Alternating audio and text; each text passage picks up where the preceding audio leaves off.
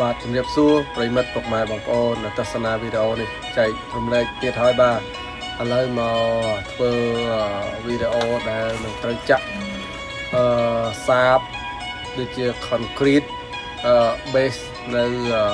បន្ទប់ server បាទដូចខ្ញុំបាននិយាយពីខាងដើមហើយគឺ stand server ដែលយើង custom យើងមិនបានទិញពី store គេហៅថា server pan អីនោះទេគឺយើងប្រើដោយ concrete ទៅចាក់សាបធ្វើមានទាំង PVC មានទាំងការជម្រាបទឹកកាវឥឡូវគឺ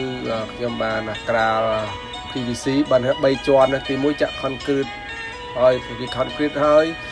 បានថាជា base វាបន្ទាប់មកយើងក្រាល PVC តំណប់ការពារជម្រាបទឹកបន្ទាប់មកទៀតយើងចាក់ម្សៅទៀតដើម្បីយើងយក level ដើម្បីធ្វើម៉េចឲ្យទឹករត់ចូលក្នុង line ក្នុង drain នឹងបាទអញ្ចឹងខ្ញុំគ្រាន់តែចែករំលែកពីការធ្វើបន្ទប់ទឹកដែលបងប្អូនអាចមិនបាច់ចំណាយលុយច្រើនព្រោះនៅស្រុកនេះជាង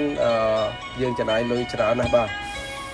ហើយក៏ធ្វើក៏មិនមែនស្រួលធ្វើដែរដោយបងប្អូនបានឃើញហើយប្រដាប់ប្រដាក៏ថ្លៃដែរអញ្ចឹងសូមអរគុណបងប្អូនដែលទស្សនាវីដេអូបាទសូមជម្រាបលាសូមអរគុណ